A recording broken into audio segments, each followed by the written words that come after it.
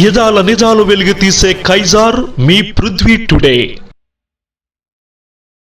Pensions day కార్యక్రమాన్ని pensioners association రాష్ట్ర కార్యదర్శి బుద్ధ కాశీ విశ్వేశ్వరరావు అలియాస్ కాశీ మాస్టర్ ఆధ్వర్యంలో ఘనంగా నిర్వహించారు. విశ్రాంత ఉపాధ్యాయులు స్థానిక రింగు రోడ్డులో విశ్రాంత ఉపాధ్యాయులు మంగళవారం పెన్షన్స్ డే కార్యక్రమాన్ని ఘనంగా నిర్వహించారు. ముందుగా పెన్షనర్ల అందరికీ చిరస్మరణీయుడైన ధర్మస్వరూప్ డిఎస్ నకార చిత్రపటానికి పూలమాలలు వేసి నివాళులు అర్పించారు. అనంతరం విశ్రాంత ఉపాధ్యాయులు కాండ్రేగుల సత్యనారాయణను శాలువాలతో సత్కరించి చిరు జ్ఞాపిక అందజేశారు. అనంతరం బుద్ధ కాశీ విశ్వేశ్వరరావు మాట్లాడుతూ, నేడు కేంద్ర రాష్ట్ర ప్రభుత్వ పెన్షనర్లు అందరూ సకాలంలో పెన్షన్ పొందుతూ ప్రశాంత జీవనం గడపడం నకార చేసిన కృషి పోరాటం చిరస్మరణీయమన్నారు. ఆయనతో పాటు ఈ సందర్భంగా మొట్టమొదటిసారిగా పెన్షన్ ప్రవేశపెట్టిన జర్మనీ ఛాన్సలర్ ఒట్టవా బిస్మార్క్ పెన్షన్లు మనకు రావడానికి 1982 డిసెంబర్ 17న చారిత్రాత్మకమైన తీర్పు ఇచ్చిన సర్వోన్నత న్యాయస్థానం ప్రధాన న్యాయమూర్తి వైవి చంద్రచూడ్ మరో 4 న్యాయమూర్తులను మనం స్మరించుకోవాల్సిన అవసరం ఎంతైనా ఉందని, వారందరికీ మనం నివాళులు అర్పించుకుందామని అన్నారు. విశ్రాంత ఉపాధ్యాయులు K Gouripati master, SFI Satyanarayana తదితరులు మాట్లాడుతూ, నకార ఆశయాలు మనకు ఆచరణీయమన్నారు. ఆ మహానుభావులు తీసుకున్న ఈ మహోన్నత నిర్ణయముతో లక్షలాది పెన్షనర్ల జీవితాలలో కుసురుకున్న చీకట్లు తొలగిపోయాయన్నారు. రాజ్యాంగబద్ధమైన పెన్షన్ హక్కును కాపాడుకోవడమే మనం ఆ మహానీయులకు ఇచ్చే ఘన నివాళి అన్నారు. మన జీవితాల్లో వెలుగులు నింపిన ఈరోజు మీ అందరి సమక్షంలో నన్ను సత్కరించడం నాకు చాలా ఆనందదాయకంగా ఉందని, మీ అందరికీ కృతజ్ఞతలు అని ఎస్ఎఫ్ఐ సత్యనారాయణ తెలిపారు. ఈ కార్యక్రమంలో బుద్ధ అప్పారావు, ఎస్ మన్మథరావు, పి వీరభద్రరావు, ఏ గంగాధర్రావు, జీవి అప్పారావు, కె వారెం, కె శంకర్ అధిక సంఖ్యలో విశ్రాంతి ఉపాధ్యాయులు పాల్గొన్నారు. రాష్ట్ర విశ్రాంత ఉపాధ్యాయ సంఘ ప్రధాన కార్యదర్శిగా నేను బుద్ధ కాశీ విశ్వేశ్వరరావు ఈరోజు టీఆర్టీ ఆఫీసులో డిఎస్ నకారా గారి జన్మదిన సందర్భంగా వారికి ఘనమైన నివాళులు అర్పించాలనే ఉద్దేశంతో ఇక్కడ విశ్రాంత ఉపాధ్యాయులు అందరూ కూడా సమావేశం ఏర్పాటు చేయడం జరిగింది. వారికి మా అందరం కూడా ఘనంగా నివాళులు అర్పించడం జరిగింది. వారి భిక్షతో ఈరోజు, ఎందుకంటే ఆయన ఆర్జ్యుడు పెన్షన్ ప్రతి ఒక్క ఉద్యోగికి వస్తుంది అని అంటే దానికి ఆయన చేసిన కృషి, సుప్రీంకోర్టులో ఆయన వేసిన వాయిద్యం, దాన్ని సుప్రీంకోర్టు త్రిసభ్య ధర్మాసనం దాన్ని ఏకీభవించి ఇండియాలో ఉన్న ప్రతి ఒక్క ఉద్యోగి కూడా పెన్షన్ వెసులుబాటు ఇచ్చే విధంగా తీర్పునివ్వడం జరిగింది 1956. ఆ సందర్భంగా ఆ వ్యక్తి యొక్క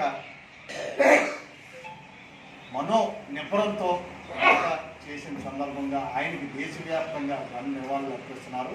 ఆ సందర్భంగా ఇక్కడ టీఆర్టీ ఆఫీసులో మేము కూడా విశ్రాంత ఉద్యోగులందరం కూడా ఇక్కడ ఆయనకి ఘనమైన నివాళులు అర్పించి వారి యొక్క సేవలు, వారు చేసిన కృషిని కూడా ఇక్కడ వక్తలు తెలియపరచడం జరిగింది.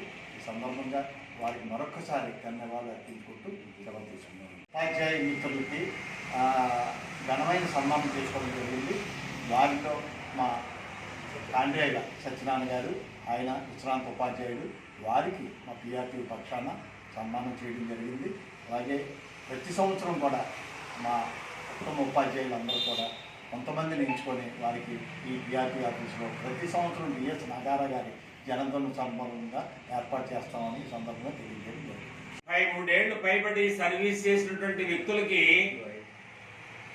పెన్షన్ పొందే హక్కుని రాజ్యాంగం కల్పించింది, కాన్స్టిట్యూషన్లో ఉంది ఇది.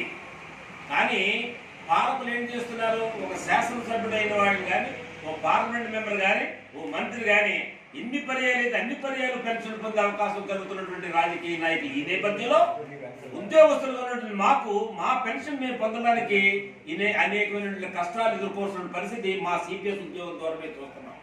ఎందుకంటే 2004 తర్వాత నియామకమైన వాళ్ళందరూ కూడా ఇవాళ అగమ్యమైన గోచరంలో ఉన్నారు.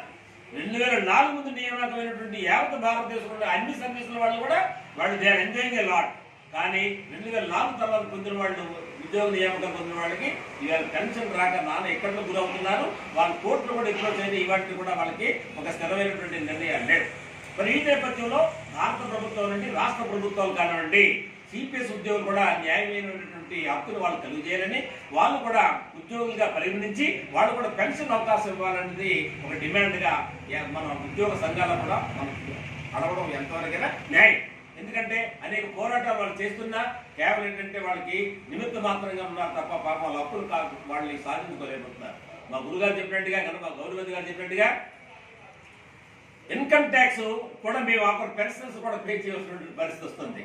మరి అది వేరే ఈ పొలిటీషియన్స్ ఎవరైతే ఉన్నారో ₹1,00,000 వాళ్ళు పెన్షన్ పొందుతున్నా కూడా వాళ్ళకే ఆ పరిస్థితి అయితే లేదు.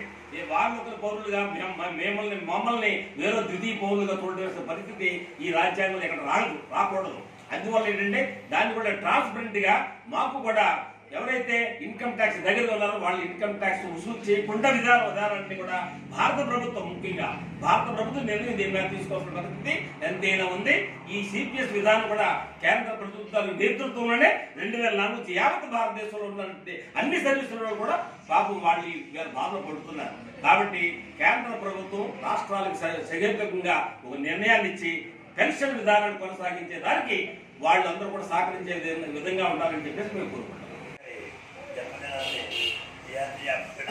ఉపాధ్యాయులు విశ్రాంతి ఉద్యోగ సంస్థలు జరగడం చాలా అభినందనీయం. నాకారా గారు మరి ఉద్యోగులందరికీ కూడా వాళ్ళు రిటైర్ అయిపోయిన తర్వాత జీవితాన్ని సాఫీగా పెరగడానికి ఏ విధంగా ఇబ్బంది పడకుండా ఉండడానికి విధంగా పెన్షన్ దాన్ని బుక్ చేసి ఉపయోగం చేసి దాన్ని సుప్రీంకోర్టులో బాధ్యమేదాన్ని తెచ్చారు. దానికి మనం అందరూ కూడా ఎంతో రుణపడి ఉన్నాము. అలాగే ఇద్దరికి మేము చెప్పగానే pension is not a salary, it is an honorarium given for the service rendered by him. అదే మనకు నిలుపుతుంది. అంటే మనం చేసే సర్వీస్కి కృతజ్ఞతాపూర్వకంగా గవర్నమెంట్ ఇచ్చేటువంటిది ఈ పెన్షన్. అంచేత దీనికి కూడా మన అభ్యర్థులను కూడా నిర్మించి దీనికి ఇన్కమ్ ట్యాక్స్ లేని విధంగా చేయడం అవసరం ఉందని చెప్పి భావిస్తూ మరి నకారాగే మా సత్యనారాయణ చెప్పినట్టుగా ఇంకో నకారా తయారయ్యి దీన్ని కూడా సాధిస్తారని చెప్పి దానికి మనందరూ సపోర్ట్ కూడా ఇద్దామని చెప్పి మరి అవకాశం